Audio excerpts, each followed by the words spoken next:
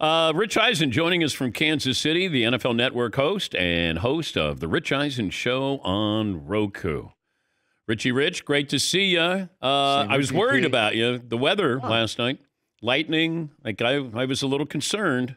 No, I just, I'm a grounded man, Dan, usually, just 24/7. So I grounded myself. I held on to Kevin Harlan and Kurt Warner in the Westwood One booth for dear life.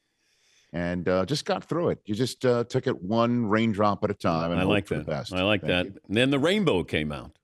Oh, look at us. Yeah. A rainbow called the season kickoff. That was a fun game. That was good. Okay. What do you take away? If I say the one thing you take away from Kansas City is what?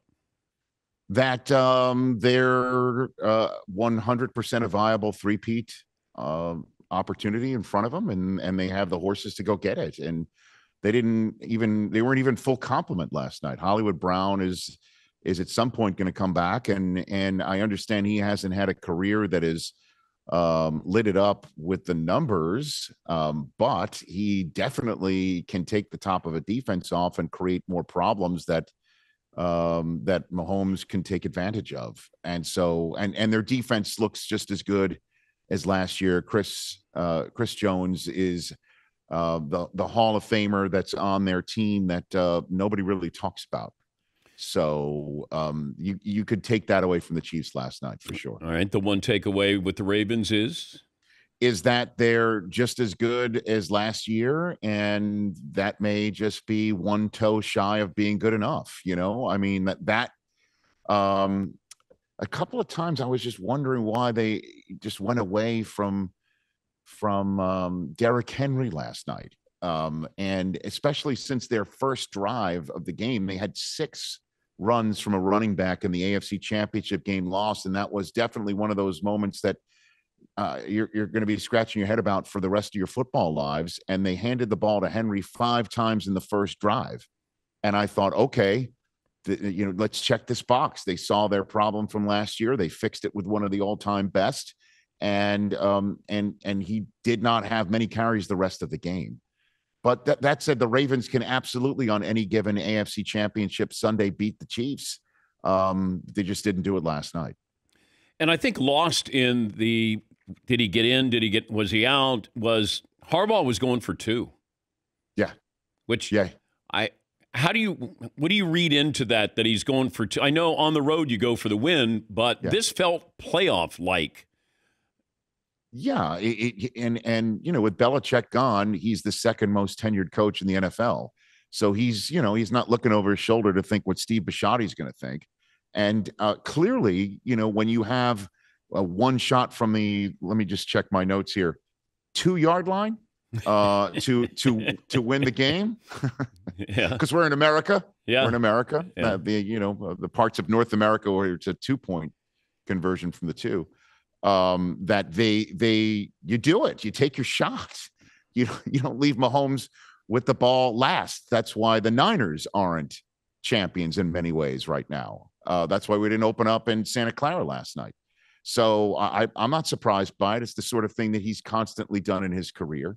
Man, that was just the whole place went from loud and buzzing with excitement. We're just being one play away for the home team to win, to completely silent, to Sean Hockley making everyone delighted with the announcement. It was just great to be there last night. Give me the other game you're going to look at and go, that's maybe not the best game, like the most important game this weekend, including tonight, is which game? I'm looking at Steelers-Falcons, man. I just love the whole intrigue of how the Steelers and Mike Tomlin, who is the most tenured coach in the NFL now that Belichick is working for 6 other media outlets right now. And Tomlin has switched up the approach on offense that Steelers fans have been full-throated about, which is let's find an offensive coordinator from outside the building. And he brings in Arthur Smith and then totally revamps the quarterback room. Brings in Russell Wilson the minute that Kenny Pickett, to use the Tomlin phrase, acts like a hostage instead of a volunteer. They send him across the states to Philadelphia and then bring in Justin Fields for a 5th-round pick in next year's draft, totally remake the room, and it's going to be Russell Wilson now going out there for Arthur Smith. I have no idea how that's going to look. And anything that you take a look at in the last couple of years, you're going to think that Russ is going to be less than again, but you never know. And to have that play out in Atlanta, where they have completely revamped everything, new general manager, new quarterbacks, plural, and the criticism that the Falcons received, including, I think you and I were kind of vocal on drafting Michael Penix instead of the top defender on the draft board. Well, they kind of made up for that by getting Matthew Judon and Justin Simmons in the final weeks of August. Yeah. I'm very excited to see how both teams handle their first business, and it's against each other. We're talking to Rich Eisen, NFL Network host, The Rich Eisen Show. You can see that on Roku. He joins us from Kansas City. Points of emphasis for referees this year. We saw that last night with offensive tackles lined up or where they're lined up. Do you think we can get to a point, Rich, where offensive tackles are looking at the side judge and going, am I okay? Like receivers do that? Like, am I good? Am I good here?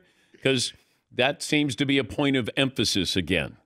I think what we should do is just tell the offensive lineman that if you're lined up in a way where you could see one of your fellow linemen's rear end cheeks, yeah. Like you could see, if you could see one of the cheeks or the opposite cheek from where you're lining up, you're not on sides. I think maybe that could be a point of emphasis. I'm good with that. Did you make your Super Bowl vision, Dan? Your Super Bowl pick? I said the Chiefs would three-peat.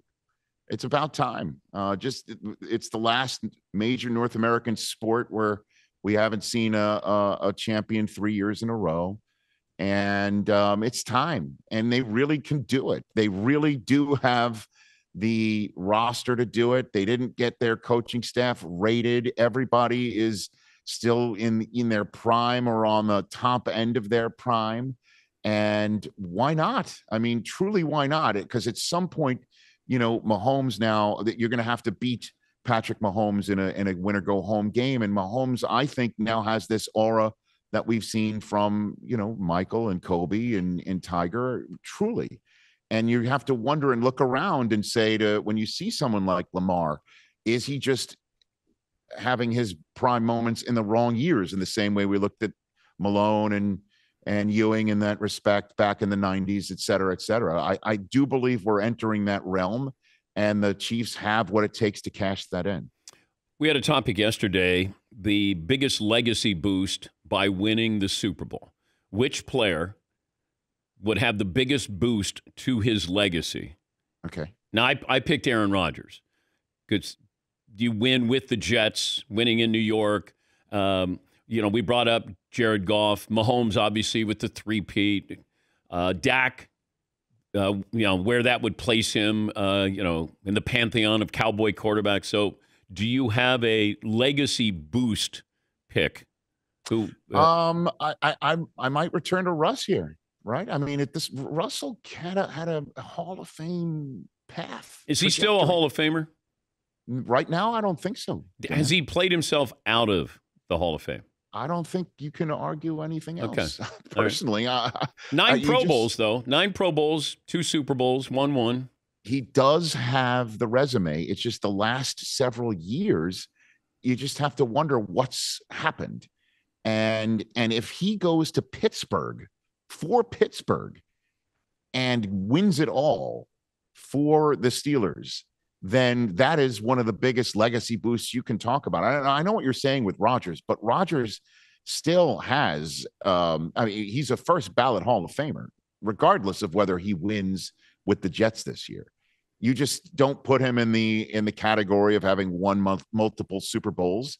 And, he doesn't get maybe a Mount Rushmore conversation, but I don't think he particularly cares about that. Clearly, I think he would like it. But he's still a first ballot Hall of Famer when he stops playing 5 years after he stops playing. He's in. I don't think you could say that about Russ. I don't. I don't mind Pittsburgh's the Dak had pick there success though with right. Ben and Terry, whereas the Jets have had 1 year, and that's with Yes. Joe Namath. Yes, I was a 3-month-old embryo when the Jets won their Super Bowl, Dan. So I was, I was minus 3 months, Yeah. You didn't know what you were being birthed into as far as correct. Yes, and the Jets playoff seasonless streak is now been bar mitzvahed. So it's 13 years. It's now a man in the eyes of the football Lord. Yeah, of course. So yeah, I know what you're saying in that regard, but it's still, yes, he'd have a legacy in New York sports lore, but he still goes into Canton. And so I'm looking at people who might be on that edge of the true legacy position. Are you in the Hall of Fame or not? And Dak, you could make that case where he does shut everyone up. And by the way, I mean, would be able to show up at Jerry Jones's desk and say, that's a $60 million a year bag if I've ever seen one, if he doesn't sign in the next 48 hours, which is kind of crazy. What's the interest, though, that he's losing out on with this new deal? Like how much interest would be on a 5-year, 300 million? Dan, I was more verbal on the SAT. So you were. I mean, my bad. I was told there'd be no math today, Dan. My bad. It just came to me of how much interest is he missing out on by not getting that contract, the guarantee? Like as it goes on, months, Yeah, like 5 million. Interest, Yeah, it's like, is he missing out on 5? I don't know. Maybe. Dak's retirement plan's taking a hit. He's going to get $70 million a year. I don't know about and that. one of those. Well, in one of the years. Yes, I see what you're saying. Like he's going to be. I'm waiting to see. Like Shea Gilgeous-Alexander is going to get. He might be the first to get to $80 million in the NBA. So if Dak signs first this year, like he signs for 60 some odd million in the next 48 hours. Yeah. Does Brock Purdy become the highest paid player in the Bay Area on an annual basis? Now that's 62 and a half, I believe Steph Curry just signed for a 1-year extension. Does Purdy beat Steph? Dan Patrick. Probably so, Rich Eisen. I think so too. And you never thought that you'd. How about this? The race to the first $60 million a year quarterback is Dak Prescott and Brock Purdy, and they, and they're going to play each other again in week 6 and 7, and it's going to be, a metric as to whether each team is going to win the Super Bowl this year. I'm so psyched football's back, Dan. Michigan, your alma mater, 7-point underdog against Texas tomorrow. Yes. Yeah. Well, your question is, what's your question? How do you feel? Well, Dan, we've won 16 games in a row, and I'm very excited about those 16 games in a row. We're taking them one game at a time. This one does genuinely concern me, but it has been an incredible run. Let's just put it this way: I don't want to see Arch Manning on Saturday. I don't want to see him, because if he comes in the game, that means he might be handed a mop, and I'm not really interested in seeing that in the stadium, in the big house. But you never know. Would you have been willing to take a pay cut at NFL Network to keep Jim Harbaugh at Michigan? No, Dan. He did what he wanted to do. He hung the banner. He's now, going in. He's in the NFL. Thank goodness for that too. Okay. I mean, if he wasn't in the NFL, Dan, you have to sit here and just wonder, would Brandon Staley have been able to nail the ability to raise his quarterback up by praising his prowess inside a stuck elevator, quite like Jim Harbaugh? It was, did. Of all the coaches who have had their quarterback stuck in an elevator, Harbaugh stands out with his compliments. Absolutely. It was a courageous act to stand there and be a leader in a stuck elevator. And have plantar fascia while standing in the elevator, which maybe exacerbated that injury. That's next level, Dan. That's next level. He's a hero. He's a patriot. He's a hero. He's an American. He's Rich Eisen. Good to talk to you, buddy. Same here, DP. That's Rich Eisen. Rich Eisen Show on Roku and NFL Network, joining us from Kansas City. Kansas. Every time I say Kansas City, I think of the play-by-play Kansas touchdown, Kansas City.